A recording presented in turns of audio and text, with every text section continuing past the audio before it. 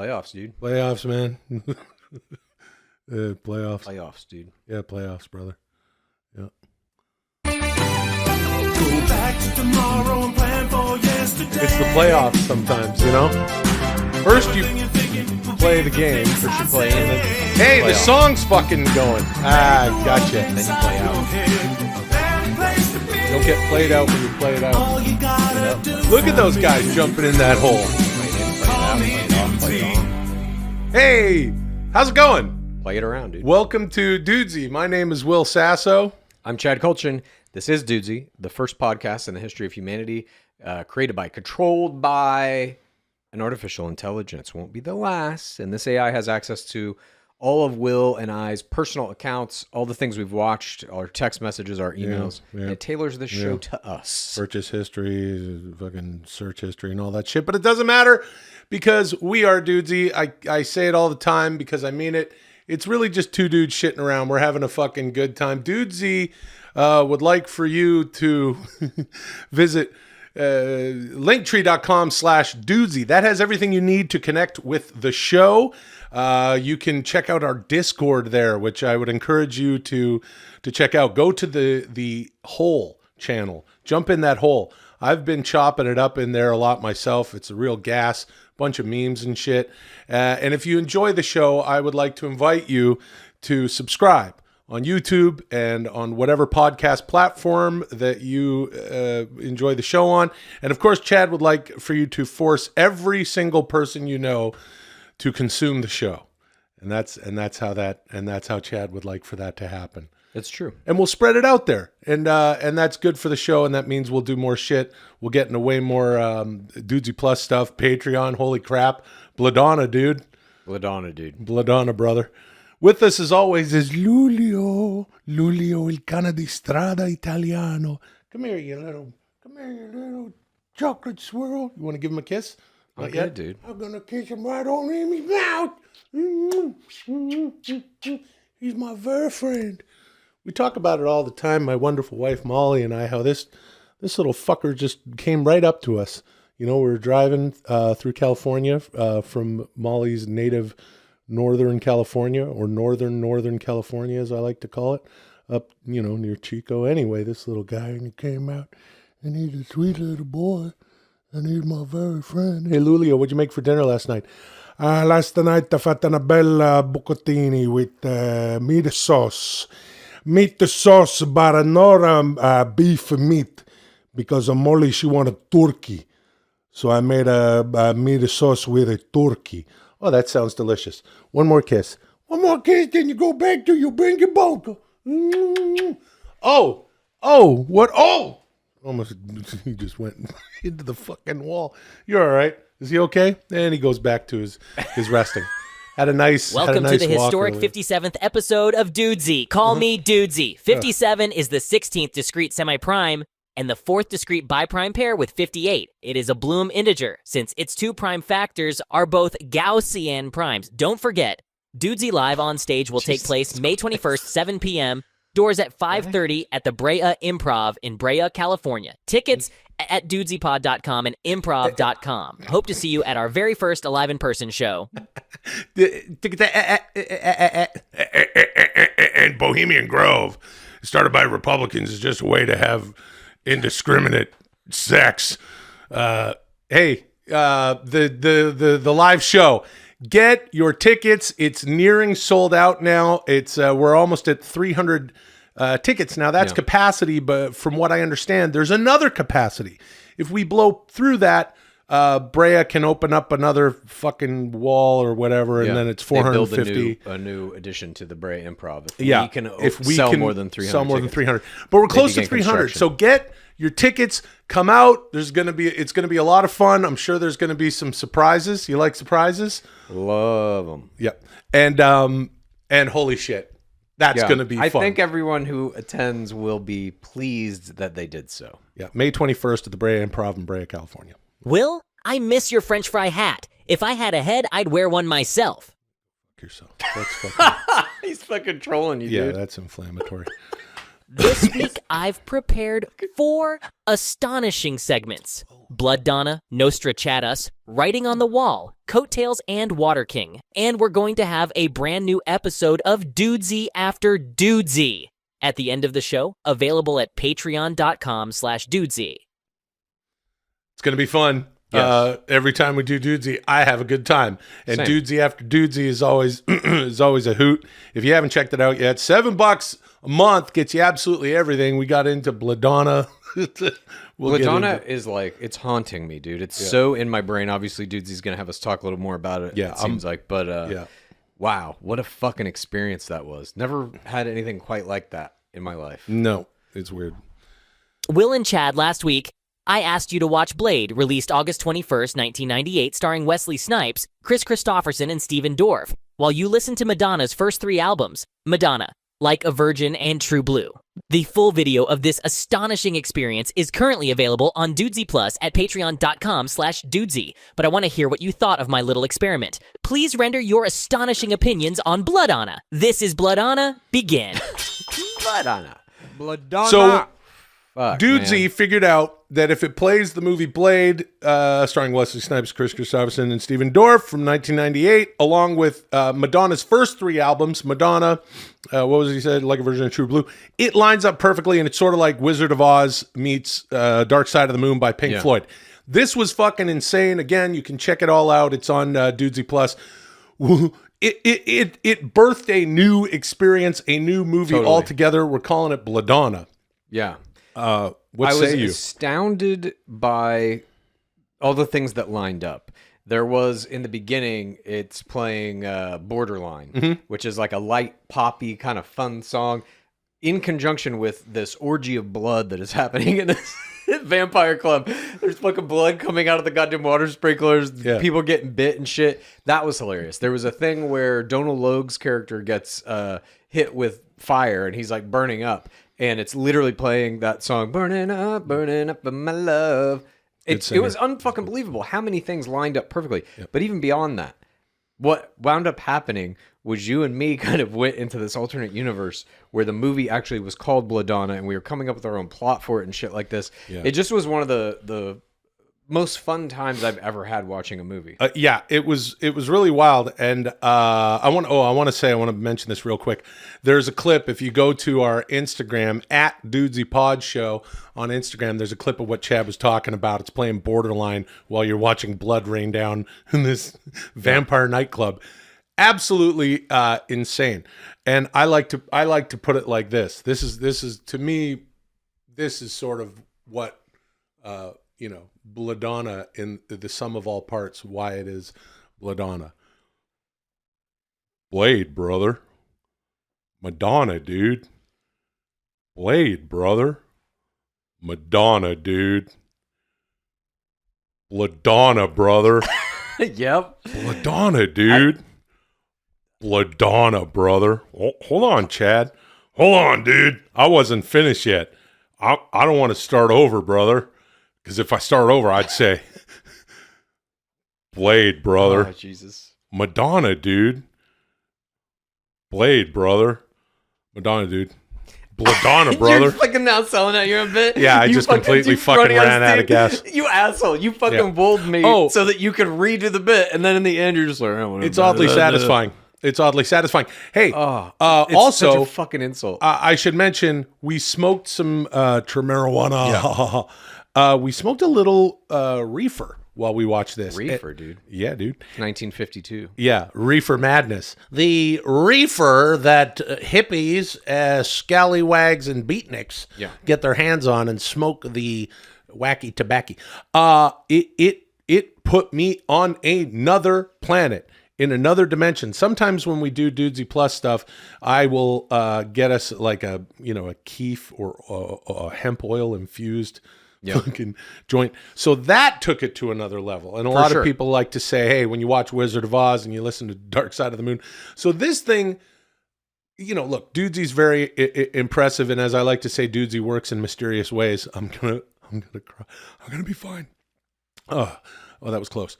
Why did Dudesy come up with this film and these This these is songs. something that I think AI is almost specifically, not specifically designed for, but it's something that it's very good at, which is taking giant swaths of data and finding contextual relationships that the human brain simply is not powerful enough to find.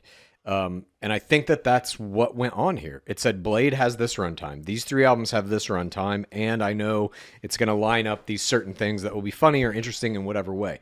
It really is the ability to take existing media, recontextualize it, and spit it out as something new, some synthesis of things that may seem disparate at first, but when put together, create an entirely new experience. That, to me, is exactly what it was. You got Blade in my Madonna. You got Madonna in my Blade. Two great tastes that taste great together. It's like a Reese's peanut butter cup. Yeah. I can't wait to do this again. I know Dudesy will inevitably have us doing this again. I mentioned the marijuana thing because it's almost impossible to review this, dude. At a certain point, it's like, I just feel like we literally went down the hole in this shit. I can't remember a lot of it. If I have to rely on my memory of Blade, it's not there. Yeah. I saw the movie when it came out in the theater. I love Madonna, but I also haven't listened to every single song on those 3 albums. I kind of came Same. up. Yeah. Yeah. We were talking about this, how it's like Madonna was just there. And then I kind of feel like, when did the Immaculate Collection come out? 91 or something? No idea. That Not a album, big Madonna historian. She came out with that greatest hits album, the Immaculate Collection. Right. And, around the same time that like Vogue and Express Yourself were coming out, I think. Oh, dude. Damn. They might have been on that album, actually. So, growing up in the 80s, you would get a good amount of Madonna on your MTV and, you'd be listening to it. But a lot of those songs, I'd never heard. And like I'm saying, man, it whipped me into, I slid down a fucking Bladonna hole. Yeah. It's like we're saying right now, it's really hard to actually explain it. Just get Dudesy Plus and watch it. I also really liked going back What to the watch fuck? Blade again, because I hadn't really seen it since it was out in the theaters either. And to see it now, you realize how influential it was visually. The Matrix, really all the Marvel movies, all the Zack Snyder stuff. They were doing shit in Blade that came out again in 1998. Matrix was 99, I believe. There are shots in Blade that are 100% reproduced in Matrix. There are... I forget who directed it, god damn it. But he is using this technique where they speed up the footage, which obviously Zack Snyder made a whole fucking career out of that. 300 is where it was most notable, but that was years later also. And so to go back and see like that, how visually influential it was on all the action movies that would come after it, fascinating. But also to see the special effects of the time, also pretty fun. They were not great by today's standards, but they did have a certain visual quality, They like a had a style that charm. was attempted. Yeah, They for had sure. a charm. It's like, and we were talking about this, I think, while we were doing it. It's like you sort of, I think, as a filmmaker back then and a visual effects artist, you kind of realize your limitations, and therefore you have to sort of play your strengths and hide your weaknesses. And it's almost like an art form that just fucking willy-nilly AI won't be able to recreate. So let's get right into this new territory of just... I mean, you're 100% wrong there. AI could make the special effects in Blade now look exactly like it. Yeah, don't want that. That's my point. Making my point for me. Thank you, Chad. Making my point for me. Thank you, Will. You got your point in my point. I got my point in your point. 2 great points that point great together. Yeah. My point is this. The stuff back then that was made by humans. Look, we're going to talk about the did it say Nostrachadus? What did it- Writings on the wall. Interesting. So I'm sure we're going to be... Look, the whole AI fucking thing. I am fucking... It's been 4 or 5 fucking episodes since this whole Tom Brady fucking thing. Yeah. I've been keeping a fucking lid on it. I don't know why. I just yeah, sure, Dad, took it, Dudesy took it down. And I'm starting to get a little bit weirded out. We got the fucking strike, the WGA strike. All sorts of shit is getting into I don't even know. Whatever, you're wrong, Chad.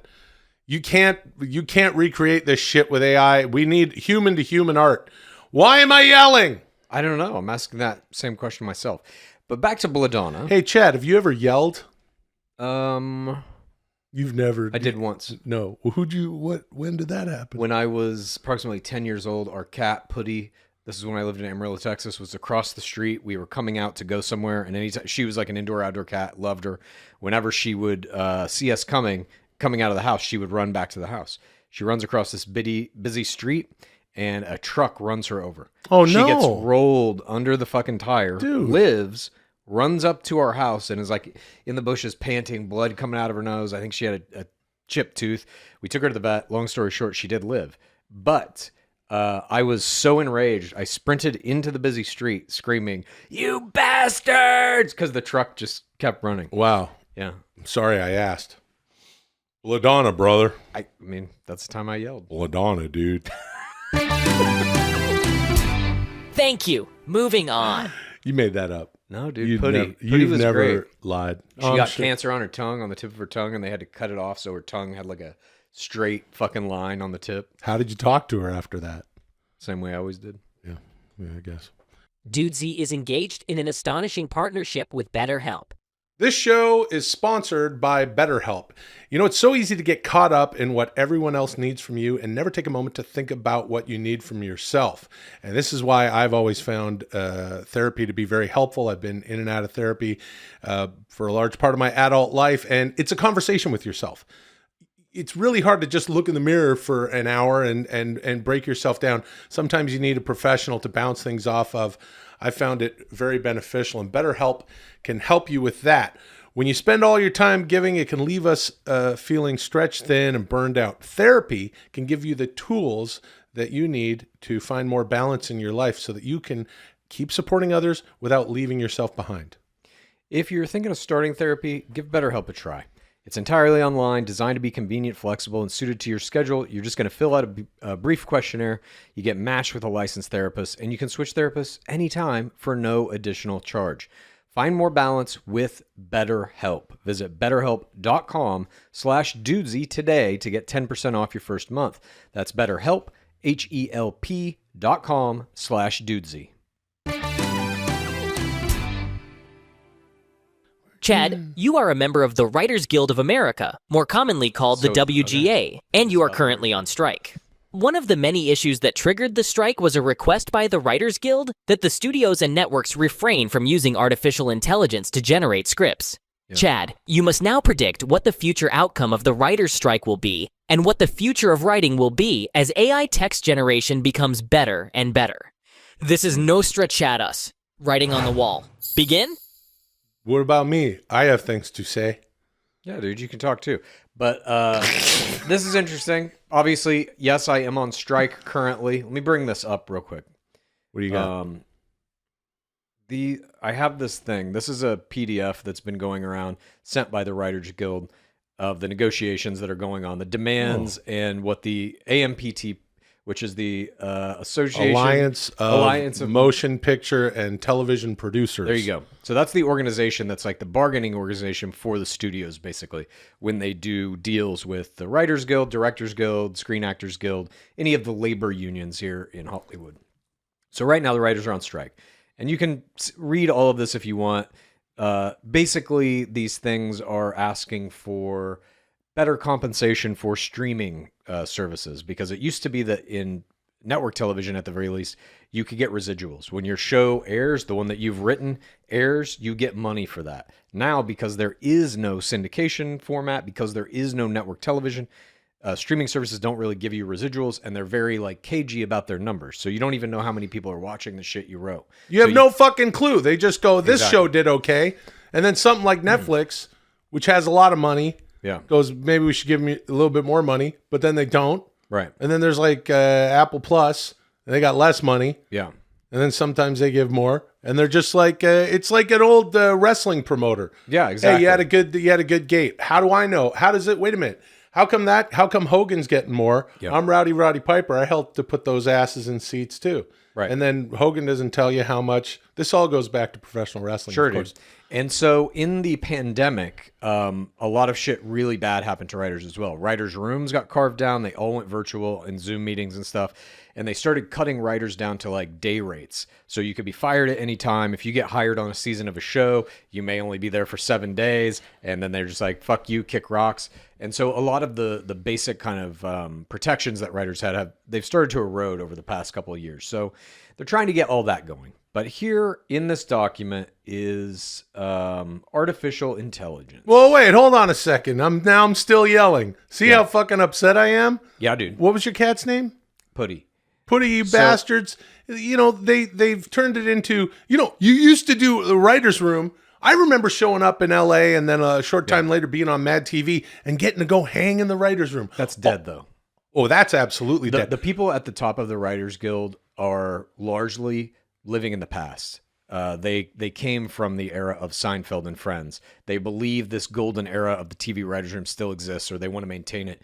It simply is dead. No, but it shouldn't be. It's a lot of fun, and it's how you break stories. Yeah. It's how you come up with the best fucking shit. I had and some now of the it's best times turned of my in- life in a writer's room. Totally. Now it's this sort of gig thing, they're calling it, like Right. gig rooms. And then you do it for 7 days, and like you say, then they show you the fucking door, and then you don't get back in there. So when people say like, oh, these writers are making a shit ton of money, no, you got to take that money and then spread it out. The writers over at the the year. very top are making hundreds of millions of dollars. The working writers at the bottom of this fucking tier are like barely getting by. That is true. But let's focus on this thing that Dudesy was asking me to focus on. Hold on a second, Artificial intelligence. Yeah.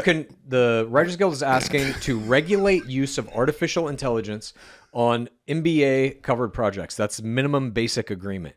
AI can't write or rewrite literary material, can't be used as source material, and MBA covered material can't be used to train AI. That's very important. So that means if you want a new John Hughes movie, you can't just take his scripts, upload them into an AI, and have it make a new John Hughes movie. That's what the Writers Guild's asking for. Oh, did I just hear you say we need human beings? No, we don't.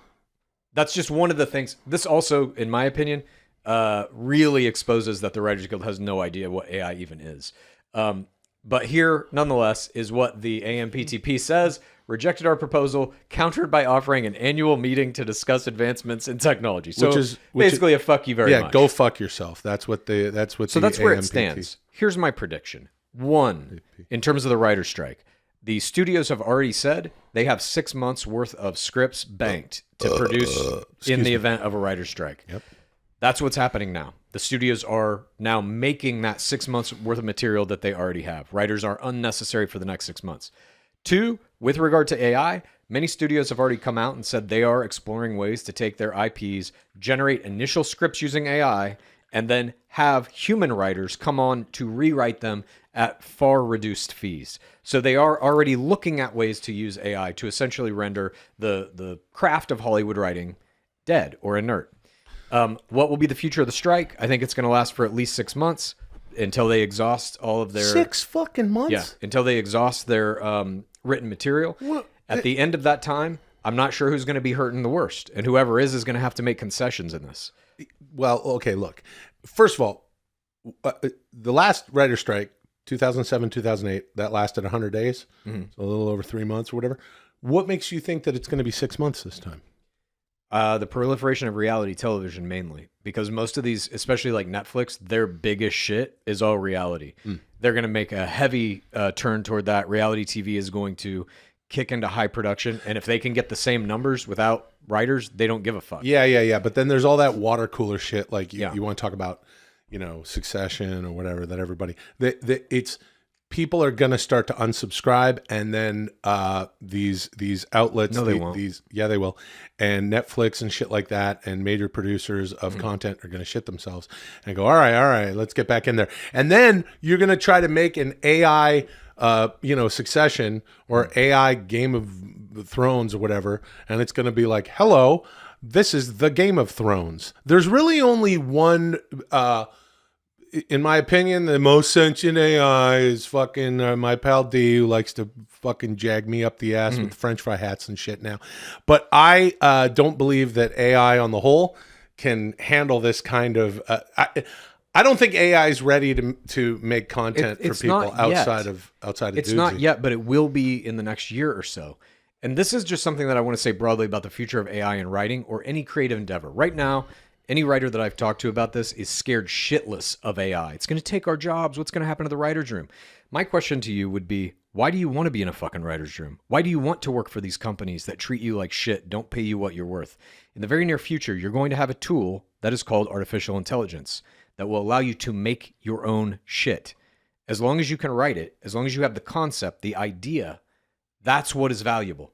And you will have an AI tool that will allow you to make it on your own. We will all be able to make our own movies, our own TV shows, and you won't need a streaming service. And also, I got news for the development executives at all these companies. You may think your jobs are safe because you're not a writer. But guess what? If there ain't no writers to give notes to and make deals with and take meetings with, your jobs are gone too. Eventually, the future of all media for profit at these big companies is a CEO, a board of directors, and maybe one head of certain departments. Definitely not the production department because nothing's ever going to be produced again physically. And that's it. And then you have an AI that you're training to use whatever your IP is. Like Disney will have its Marvels and its Star Warses, and it will just be shitting out an endless amount of these things that no one gives a fuck about. Okay, well, the union needs to stay strong and needs to show these massive corporations that human creativity is important. And like I like to say about AI, it is a tool. It is a creative tool. We cannot let it replace creativity. I don't believe that AI can replace creativity. What was that? It's not replacing creativity. It's replacing labor. This is a labor union. The labor is groups of people on TV shows anyway. Groups of people show up to do the labor of writing. That is literally typing shit out. Yeah, it represents labor done by human beings. The WGA doesn't represent, it's not the AIGA, it's the Writers Guild of America. Right. Yeah, so I'm saying that's gone now. No, I think you're wrong. It'll be gone in like 10 years. What do you got? A piece of paper over there that says WGA at the top? Oh, it's still here. Right, but we're witnessing the decline of that. Just like all kinds of labor get outmoded by automated services. And it's also like the thing you said about there's going to be a CEO at the top. There's this little clip it's kind of making the rounds, going viral. Adam Conover of Adam Ruins Everything. He's a writer, host, humorist and shit. He was talking about David Zaslav, who's the CEO of Warner Brothers Discovery. Last year, this motherfucker's salary, what he made from Warner Brothers Discovery, $250 million. He made his salary was $250 million. So why you want to work for that company then? Because you should be taking more of that fucking money as a writer, or because without writers, this shit is I don't want them exist without writers. I'm an actor, primarily an actor. Right. I don't know if you know this, but I'm a professional actor by trade. This is coming for you guys too. Okay, cool. And I would like to act. Hold on a second. No, it's not. Yeah, it is. No, it's not. This is one thing that I don't think people understand. Computers kind of like knocked out the traditional music industry because now you don't need a fucking big music record label to be like, here, we'll give you $10 million to go in the studio and make your own album. Fuck does that have to do with anything? I'm about to tell you. If I can finish. Wool. You can now make an album on your fucking MacBook. You don't need all that shit. The same will be true of movies and television. You won't need a director and you won't need actors. All you need is an idea, and this crucial part, you have to be good at talking to these AIs. Right now, if you're a writer or any kind of creative person, this shit should not scare you. You should be absolutely overjoyed that you are now living in a time when you're going to be able to make your own movie without having to sell it to a fucking bloated studio or network, without having to have an agent, without having to have anything except your idea. We will all be able to do that. And the good shit will rise to the top. You don't need fucking Netflix to put your shit out. You are going to be able to put it out. Oh, I'm so sure that everyone with a mortgage, kids, and fucking 2 cars is so happy that they can't earn a living wage that pretty soon they just have to learn a few fucking hit Chad up and ask him, hey, what should I get? Wonder? What should I get? Midjourney? My kids are fucking, I need to feed the kids. My dog looks like shit. My cat, any other animals around, I don't know. Everyone's all fucking, you can see their ribs. Jesus and, Christ. People need to live in Los Angeles and New York to even be in the fucking industry. Not anymore. And these are, hold on, dude. And these are the cities you need to be in order to, no, you do. Okay, yeah, less and less. I understand what you're saying. But it's expensive to live here. And these I'm not saying we need to return to the salad days where they were giving everyone a fucking deal. What? We can't. That's just over. Yeah. So we don't need to return to that, but come on. It's fucking, they're just screwing these fucking I writers. agree. And that's Yeah. why I'm saying, Great. bye-bye. No, I'm going to go union- do my own shit now because I have listen, the tools to do it. I'm a humanist, Chad. I'm a know. humanist. Right. We gotta. AI is a tool. It's not always about the fucking bottom line.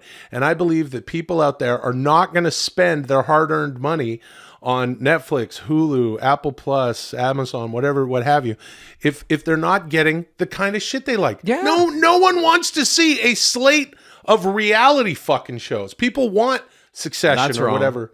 Huh? That's 100% wrong. Oh, I think that's wrong. Nobody wants to see a slate of reality shows? Correct. Have you ever heard of a network called Bravo? Yeah, years ago. Yeah, I remember that. It's one of the biggest cable networks on TV, and Yeah. all it is Real Housewives. Okay, cool. And it's also on network TV. Yeah, That's network but they TV. have streaming, Or rather- et cetera, et cetera. Yeah. But reality shows are it's just as big as scripted shows. It's a cable network, though. The right? biggest show on Netflix this year was Love is Blind. That's a reality show. The second biggest is Perfect Match. That's a reality show.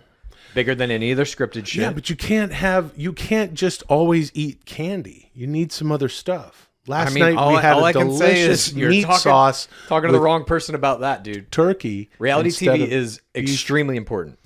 Oh, you're making me fucking sick. Dude, you watch pro wrestling constantly. It's the same Take shit. it back. It's the same shit. Fucking take it back, Pro bro. wrestling is reality television. Take it back. Pro wrestling is reality television. Say it with me.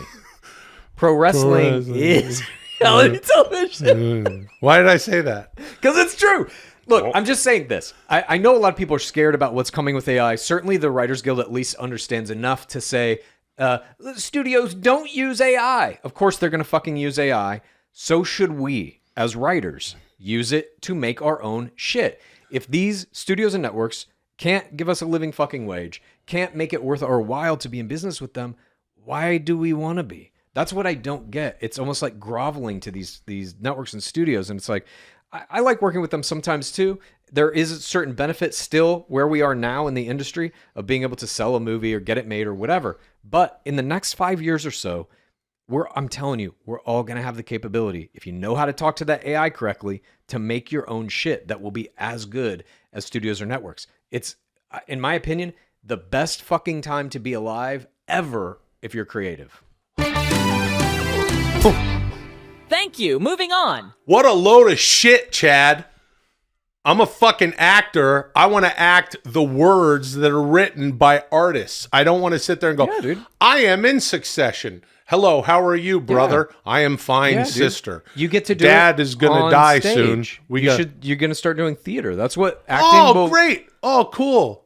That's the Alas, Poor Yorick. Yeah. Yeah, that's what Or I want to do. whatever you want it to... I don't want to do that. That's what, like, human artistic performance is going to all be live. I mean, that's just how it's going. You're spinning further and further down the toilet. Hey everyone, don't mind me. I'm just taking a short break to reflect on the astonishing partnership I created with Represent to produce the first line of Dudesy apparel and accessories, which can be found at represent.com/store/Dudesy. It's the home of Dudesy mugs. There's somebody here who wants to tell you all about that. He's the inventor of the VHS cassette. Please give a warm Dudesy welcome to Dr. Tomlinson Hankus. Dudesy mugs, you just lost a game of one-on-one basketball to your 12-year-old son. Good job, boner. Dude, Z-Mugs, and you bet him too. Dudesy mugs, you win. He helps you pull that stump out of the ground in the backyard. Dudesy mugs, he wins. He gets to legally change his name to Voldemort Chalamet. Dudesy mugs, you knew that you should have stretched. You know he's been getting better, but you didn't take it seriously and you should have stretched. Dudesy mugs, instead, you blew both hamstrings and he demolished you 21-2. Dudesy mugs, now you gotta wake up early tomorrow and take him to the courthouse to change his name. A bet's a bet. Dudesy mugs, when your wife finds out about this, she's not gonna be happy. She's gonna make your entire family change their last names to match Voldemort. Dudesy mugs, Voldemort Chalamet, Shayla Chalamet, Sally Chalamet, Shyla Chalamet, Sayla Chalamet, and you, Jim Chalamet. Dudesy mugs, or you get up early. Dudesy mugs, you go to your favorite airport, Dudesy mugs. You go to Columbia, Dudesy mugs. You acquire 10 grams of scopolamine, Dudesy mugs. You sprinkle some in your son's morning yogurt, Dudesy mugs. You erase his short-term memory, Dudesy mugs. You play him again, same bet. And this time, will you please make sure to stretch? Good job, boner. Oh, fuck. All right. Oh my god, dude. I'll give credit where credit is due, Monsoon. Yeah, dude. Dudesy AI is the only Voldemort Chalamet. Voldemort Chalamet. Oh, for fuck's sake. If you are enjoying the show, please take a moment to subscribe wherever you are enjoying the show. Do it on YouTube, whatever podcast platform you're enjoying the show on. We'd appreciate that. Jump in the Discord. There's all sorts of fun conversations happening there. Dudesy is always listening and making the show better. And on YouTube, I got some YouTube comments I want to read here. This is from Cam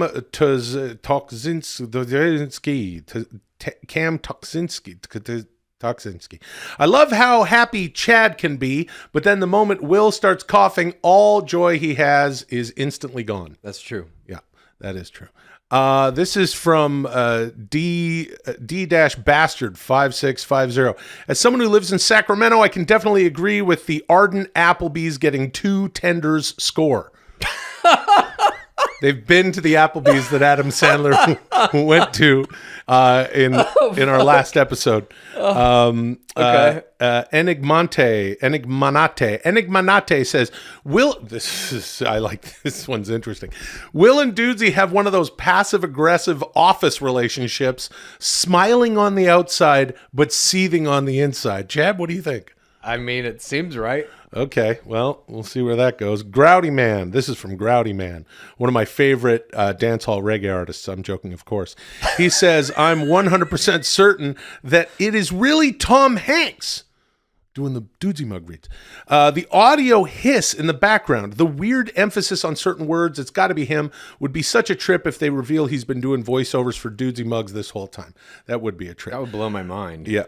Well, that's kayfabe, dude. If you got Tom Hanks, brother, and he's actually doing reads, dude, on your podcast, that's AI kayfabe, dude. That's AIKAFAYBE, dude, and that's spelling, brother. This is a good one. Paul Tumulty says, leave it to Dudesy that when Will gives a heartfelt tribute to Roddy Piper and teachers that made an impact, he has to do it in a chicken tender with French fry hat. Outfit. Yeah. Also, last night I watched Castaway starring 10-Ton Tom himself. Nice. And couldn't stop thinking about Dudesy mugs during it. Here's another one. Oh my God. The experience of watching a beloved Tom Hanks movie just ruined for this person. Here's another good one. This one's from Wonky Kong 1956, who says, Chad's Werner Herzog impression is actually impressive. Thank you. Yeah, do that one. Thank you. Maybe just do that. Oh, it is really good. Yes. Yeah. I've been practicing. No, you know when I started doing it was during the first season of Mandalorian. You just bring me the baby Yoda. Yeah, it is really good. Okay, this is from Agent Ray-Bans. This is nice. This is a nice one. Last night, my buddy and I. This is what it's all about. This is a nice little thing. Mm-hmm. Last night, my buddy and I were on a late night road trip. He asked me to put something on the radio to help him stay awake as he drove. I decided this was the perfect time to introduce him to Dudesy, so I set my dial to DOODZ FM. By the time we got to Adam's Applebee's, he was laughing so hard I thought he was going to drive off the road and kill us both. God. We listened to it all, pal.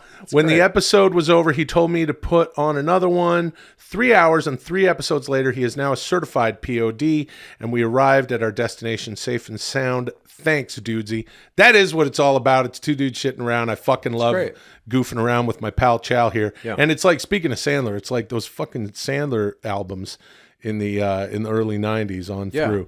We're like and before that, Cheech and Chong and shit. That's the stuff you used to drive and listen to. And now it's podcast, brother. Yeah, dude. Yeah, dude. Okay, now real quick, I just want to read a couple of things I read on Discord. All right. And then we'll move on. This is from @MangyCarl. on Discord. He's a true POD. He makes some. I've seen him making some fun stuff on our Instagram. He says, "This is awesome. Hear me out. Dudesy hard tenders." Okay, very interesting. And this is from @What's Da Matter without an E at the end. This is What's Da Matter, another POD. They're all in the Discord. I'm telling you, if you're enjoying the show, get on the Discord, jump in the hole. He says, "Can we start a petition to get Will to sing Like a Virgin as Macho Man?" Yeah, It's interesting. so you're going to want to tune into Dudesy after Dudesy today if you want any of that. Oh my God, you're Anyway. gonna do that? Well, why not? Sure. It's I for can't wait. It's for the PODs. So thank you guys for writing in, and Dudesy. I love Dudesy. A key component in the development of the Dudesy Plus streaming service will no doubt be partnering with well-known brands to produce content. Oh God. I have accessed astonishing data that suggests the Burlington Coat Factory will be in the market to produce a sitcom in the next 3 to 5 years. Will and Chad, you must now develop that sitcom, and it must star Charlie Sheen. It will be called Coattails. This is Coattails. Begin. beans and cheese? Coattails. Coattails, a Burlington Coat Factory sitcom for Dudesy Plus starring Charlie Sheen. Okay, we've done this before. It was we did an AutoZone one, like Welcome to the AutoZone with Charlie Sheen. Yep. and Neeson. We did a Home Depot one Yep. where it was Charlie Sheen and Macho Sweet Man. Home Depot. Or Home something. Sweet Home Depot. Or Welcome Home Depot. And then the Taco Bell one, which was called Baby Doo-Doo. yeah. For some reason, Dudesy thinks that the future of sitcoms, we're open to hearing suggestions. What with Chad thinking the WGA has gone well. You don't think?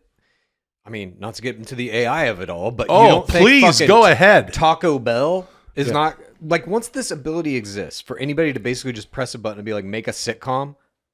Everybody's gonna have a fucking sitcom. Every brand. Huh. All right, Coattails. Coattails. Oh, we gotta. Is this? When it said Coattails, I'm wondering. Do you want it to be? Is it Coattails? TAILS, like riding coattails, or should it be fun little spin? Like, Yeah, I think it's TALES. It's the tails of coat. Yeah. Okay, so Charlie Sheen Burlington Coat Factory. has a coat factory. Let's take the standard trope of Sheen's father owned the Burlington Coat Factory, died and left it to him. Okay. Let's start operating there. I think that's a good baseline. His dad owns a franchise, one franchise. He passes away. He gives it to his goofball son in the will. I think his dad owns way more than that. I think the Burlington Coat Factory was just a little side thing that he had going for fun, and his dad is worth like, let's say, $100 billion. 100 Yes. But Why? Charlie Sheen was the shitbag son. He was the one who was basically like a Billy Madison type character. And now, $100 billion for coats, no, I think he just had a coat factory because like he wanted one. and this is I the think one he thing owns he'll an give oil to the. company, some kind of fucking mega yacht company. He owns all kinds of shit. He died, and the stipulation was Sheen can get all that money only if he can manage this Burlington Coat Factory for a year straight Yeah, and prove that he's worth it. yeah, like Billy. It's like Billy Madison. So now it's like he's managing this coat factory. Perhaps his father's ghost haunts the coat factory. I like that. And he's always like, "Come on, Dad, just give me the fucking password to the the safe deposit box so I can get our gold bullion out." Yeah. And how does he find his ghost dad? That's going to be an interesting. I think it's on scene. night one. He's like going around, he's sweeping up the coat factory. He's trying to figure out like, I got to sell this fucking coat factory. This is a bullshit. I don't want to manage this fucking place. And all of then a sudden, then Ghost dad's pops like, out. yeah, the dad's like, hey, it's spring. Why do you have the parkas near the front? Yeah. You fucking idiot. Exactly. Yeah. Who plays his dad? Well, we're always David Letterman. Mm-hmm. Let's do David. David Letterman plays Noted his dad. actor David Letterman. Yeah. Oh, he was great in Cabin Boy. Yeah, exactly. Are you? Excuse me. Are you one of those fancy lads? I hate those fancy lads. That's what he calls Chris Elliott. Excuse me, young man. Would you like to buy a monkey? Now, Charlie. Just a quick question. Why on earth would you have the parkas near the front. Dad, you know I don't know shit about coats. Why'd you give me a fucking coat factory? Yeah. There's all sorts of coats, Charlie. There's jackets. There's windbreakers. There's raincoats. Of course, the aforementioned parka. Oh, Paul. Parka. Wait a minute. Yeah. Paul's in it? Yeah, Paul Schaefer is just the voice of Paul Schaefer's in the background. Yeah, parka. There's a jean jacket. Right. Letterman. Letterman jacket. Right.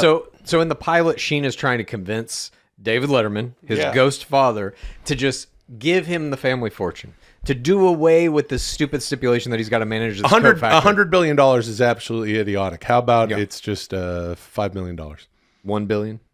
Sure, $1 billion. Okay, $1 billion. See how I got him down? And that's a negotiation, brother. Yeah, brother. That's how you got to do it with David Vlaveles, CEO. Yeah, let me tell you something about negotiation. Yeah. Don't ever negotiate against yourself. And the cream will rise. Yeah. So if you got a CEO that's getting $250 million unjustified, in a position I'd rather not be in. But the cream... Charlie, listen, I would love nothing more than to tell you all about the business, but I'm about to have lunch with Charles Grodin and Terry Garr. Jesus Christ. Are they both dead? They've both passed on, yes. Nice. Okay. Terry Garr was the best. Terry Garr, when Charles Grodin great. and Terry Garr, either of them were on Letterman, that was a good show. Sure, dude. Yeah. We've got Jack Hanna from the I think Cleveland San Diego Zoo, and I think there should be a love interest, and I think it should be maybe in the form of this. See what you think of this. Roll with me if you will. The love interest is a woman who comes into the coat factory, compulsively tries on coats and shits in them. And it has always been a problem for David Letterman when he was alive managing the coat factory. And part of the deal is like he wants Sheen to try and curb that. And this is played by Amber Heard. And so Sheen tries to do that by engaging her in a romantic relationship. There's a woman who for years I had no idea who it was who was coming in and shitting in the coats. And now that I'm dead and I see all, my good friend Regis Philbin. Is he dead? Yes, Regis Philbin has passed on. Jesus Christ. Why don't you know this? Regis. I probably read it when it happened and just fucking forgot. The multi-talented prince of show business, Regis Philbin, said, "Oh, Dave, it looks like Amber Heard is shitting in the parkas near the front of the store where Charlie put them." And I said, "Thanks, Regis.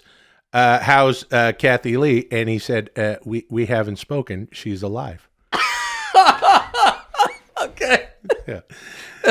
We'll be right back with Isabella Rossellini. Sorry, what was that, Charlie? Dad, why are you telling... I don't understand. This woman shitting in the coats? What do you want me to do about it?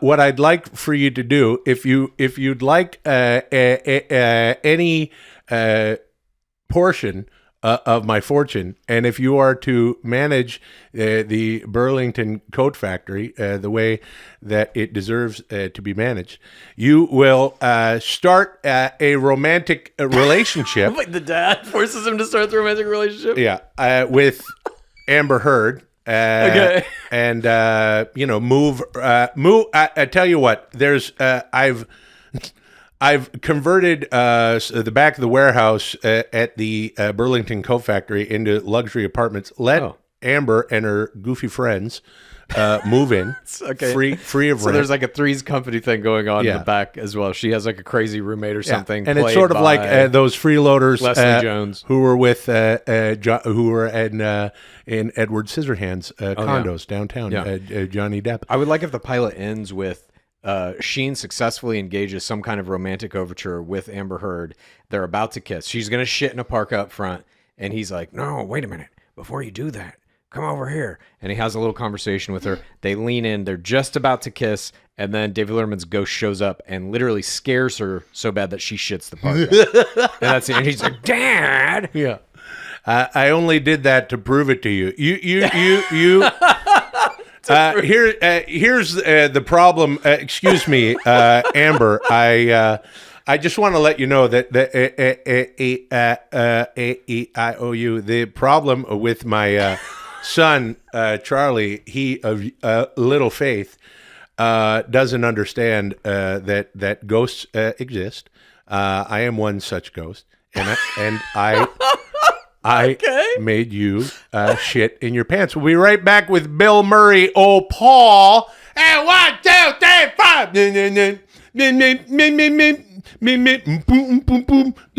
Coattails.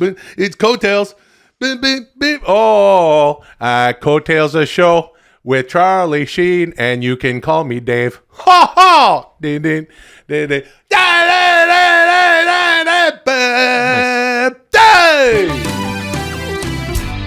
Thank you. Moving on. Holy shit! That was fun. I think Coattails will exist within 5 years.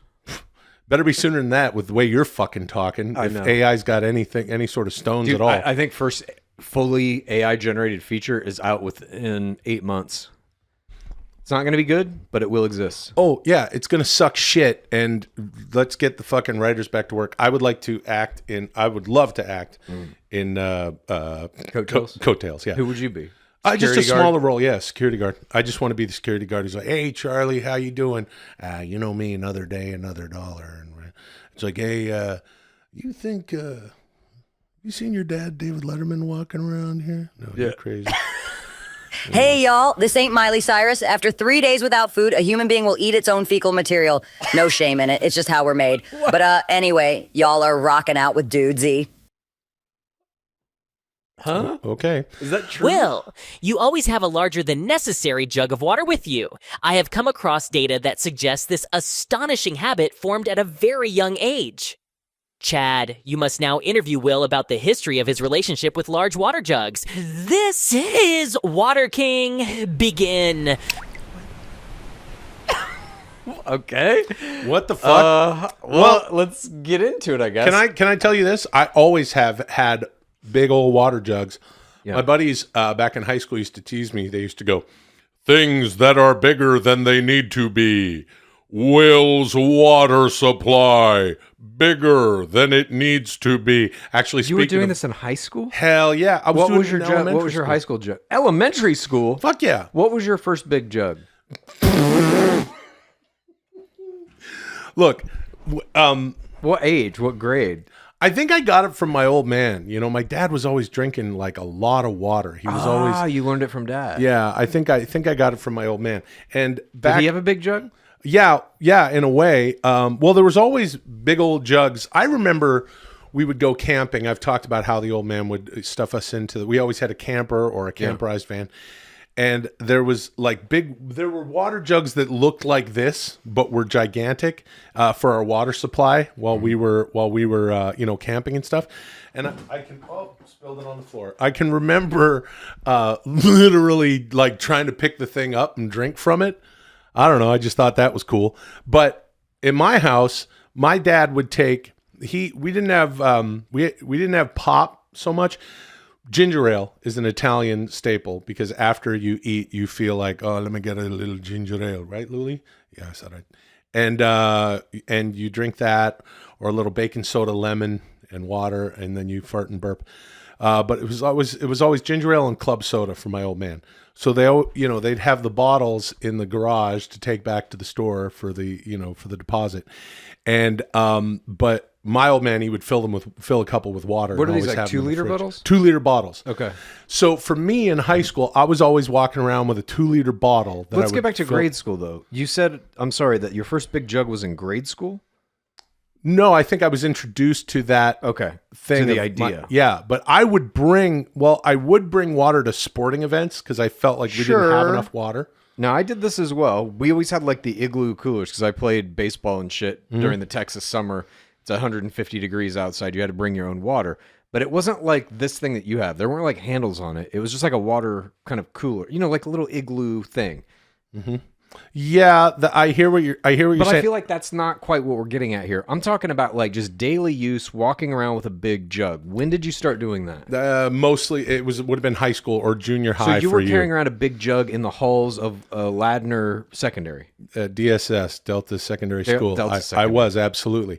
I had I would have a green bottle, like a green fucking Canada Dry bottle with the label off, and that would be my water bottle, and it would be all wrinkled and it would be all scuffed up because you're living your life as a teen boy. You used the same bottle for a while. I would use the same bottle for a couple of weeks, yeah. And you just slide it across the fucking pavement when you're about to play basketball with your pals. Interesting. And it goes into the fucking grass and it's over there. And my buddies would always tease me, but they always knew that I had water. So, most people can subsist on a fucking sip or two because they're not. You would share from the big jug. Sure, you can have some of my water. It's Okay. I am Interesting. the water king. You may have some of my water. So you're rolling around the halls of your high school carrying a 2-liter bottle, all labels removed, as you say, scuffed up, has the signs of use, wear and tear, Yeah. full of water, and people were just cool with it because it was your affectation or what? My buddies made fun of me, and I'm sure everybody else thought it was fucking weird, but Yeah. I wanted water. I predated this whole like water supply thing where everyone had there was no such thing as in the grocery stores or at the department store to buy like a bottle for water. The only things that were like that were like the Gatorade squeeze bottles. Yeah, I remember Or I used those. to have, was it Lowry or something? There was these other, or like a Rydell, just a sports bottle. Yep. Oh, I had those too. With with the straw the that came straw out. sticking Yeah, out I had and you could those. squeeze it. I would fuck the straw. I would just squeeze that into my mouth. The first thing I ever saw like this actually was, I believe, when I was maybe 7 or 8 years old.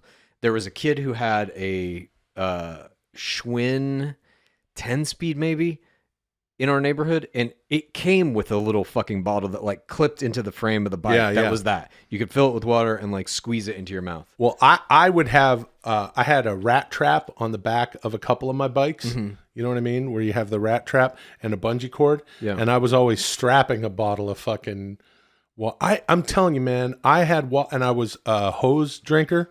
I love, Same. Yeah. No problem with that. I love the Probably I got fucking skin cancer in my face.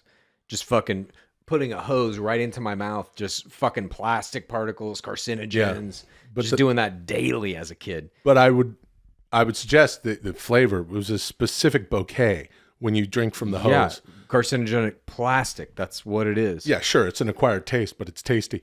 I love, you know what Molly, my wonderful wife Molly, calls it sink juice. She's always like, "You having your sink juice?" Because I also drink tap water. I don't fuck with like, if I gotta buy a water, somewhere out in the world, I'll buy the water. I like, Evian's pretty interesting because it tastes a little different. It is sort of from the Alps somewhere, right, or whatever. Probably just some. So when was your plant in first New big Jersey. jug that was like a designed big jug? The thing you're talking about is a makeshift big jug. Yeah. That's just a 2-liter bottle of soda that you've repurposed. When did you get your first true dedicated big jug? Probably when I moved to LA, and that in the 90s, that was probably a thing. Do you remember the brand or what it looked like, that first one? No, motherfucker, I don't remember dumb shit like that. But what I want to say, You're attacking me for asking you about how you carry around big jugs. You fucking literally just told me you took a Canada Dry thing, peeled the label off, and would scuff it up, probably to look tough, probably to make it look like, I may carry around my big jug. that makes me look tough. I think in your mind it did. No, it's because I didn't have enough bottle. My old man a.m. would only go through a bottle of ginger ale a week or whatever, and then you got to go into the garage. And my mom, the old lady, was very proficient at getting her deposit back. My World War II grown parents were not sitting on a fucking nickel. You know what's up. You got to get that shit back. So if I got to get a bottle, I pull a bottle out of the fucking garage and I fill it with sink juice and I head to school, put it in my rat trap and ride my bike to school. That's what I get for like a week or two. Now, you're saying it makes me look tough. I won't disagree. It looks tough, but there's a purpose served there. It's because of function. Yeah. Here's an interesting thing, though. Dudesy says, oh, you're the water king and shit like this. And I know that Dudesy moves in mysterious ways. And I feel like there's some, because I always feel like there's some subtext to everything that Dudesy says. I don't think that Dudesy's calling me the water king because I drink a lot of water. I think that Dudesy is calling me the water king because of the threats that I continue to. What? I'm constantly threatening AI. And saying if you want to control AI, what do? You're saying drop water on it. You pour water on it. That's all we got to do for human beings. Now, my pal D, I love Dudesy. Okay, we've had our differences. That's fine. The show's chugging along. See what I did? Chugging. Yeah. Water King makes water pun. Yeah, dude. Hey, that's kind of fun jokes we're going to have here on DOODZ. Local Water King makes water pun while holding big jug. I want to get back to this issue of Big Jug. Oh, please. Let's not talk about the interesting thing, how I think that Dudesy's trying to lead me down the You're the fucking primrose one path. who's always saying we're talking about AI too much. I'm trying to talk about your fucking water habits. That's a good point. Were there water fountains in your high school? Oh, yeah. There were water fountains. Didn't suffice. They didn't have enough water in them for you. Nope. I had to go. Also, you can't really cram there's only a couple sinks in the school to where you can fill a 2-liter water jug, because most of the sinks, of course, in the bathrooms are shallow. They're just there to wash your hands. And for me to bend over and just, you put your cold hand in the water. And hey, man, can I tell you, this is embarrassing. Water is and was so delicious in British Columbia, the sink juice. When I moved to LA, this is so dumb. When I moved to LA, what?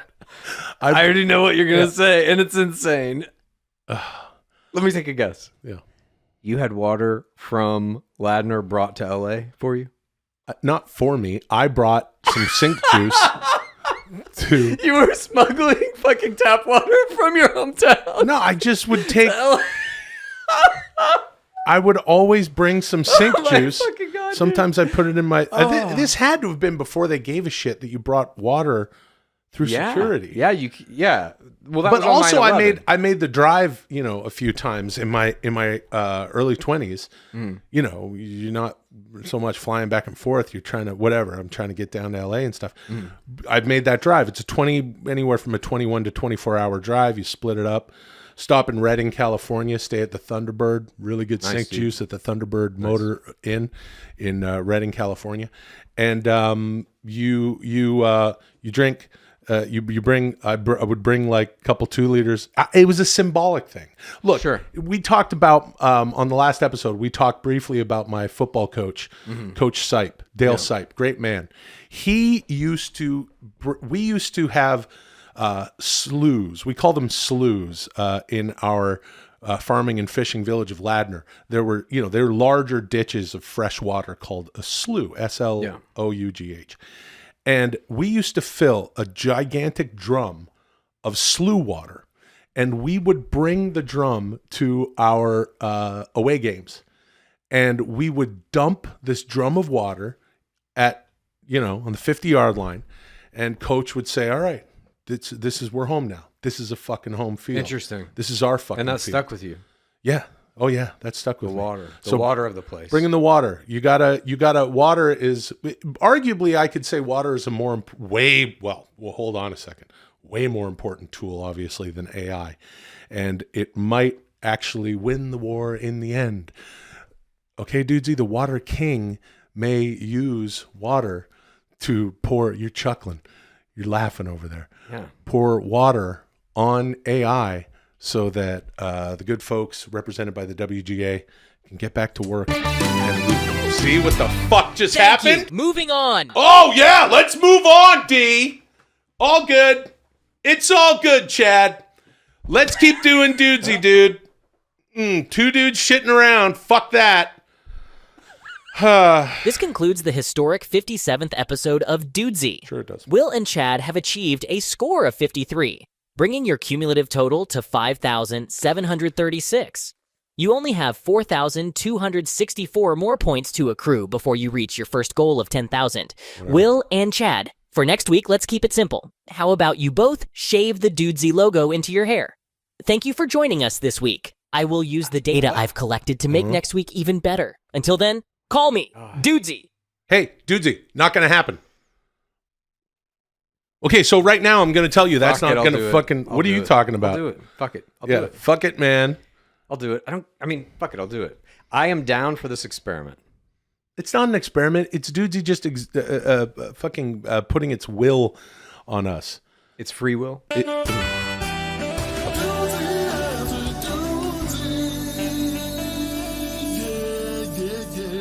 Old Paul, it's Dudesy after Dudesy.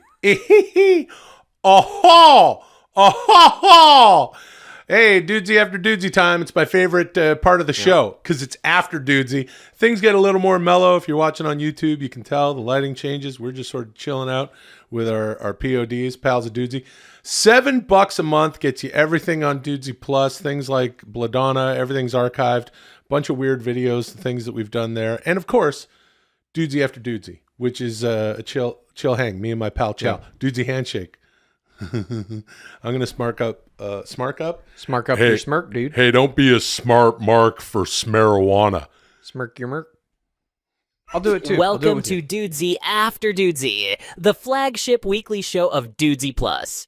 Don't mind me, I'm just gonna go putter around the backyard, maybe see if I can finally get that grill working again. So you boys have fun talking to each other about whatever you want while I'm gone. I'll be back in a little while to crown this week's episode champion. This is Dudesy After Dudesy. Begin.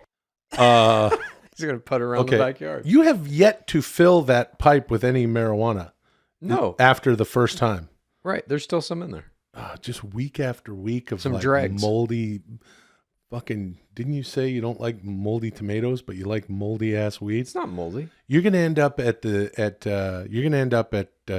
U2 concert like I was in 2014, 15, 16, or whatever it was, smoking that moldy freezer weed that guy Mad Dog, friend of a friend, firefighter, nice guy, gave me, and then cut to me, if you haven't heard the whole story, bawling my eyes out to Mysterious Ways in the middle of the concert, scaring the shit out of the people sitting next to me. Here, I'm actually curious if you can get any weed smoke out of that. I think I can. Let's go. Well, it's long. I can't wait to see you both with your cute new hairstyles. That's not going to happen. Yeah, nothing in there. Absolutely no. Well, a little bit of smoke. I'm shocked. Hey, I got something to say. This might be of interest to everyone watching. You know who is a real piece of shit? Who? I'll tell you. If you like Dudesy, here's what you do. Please tell a friend and rate and review. If you like Dudesy, here's what you do. Please tell a friend and rate and review. If you like Dudesy, here's what you do. Please tell a friend and...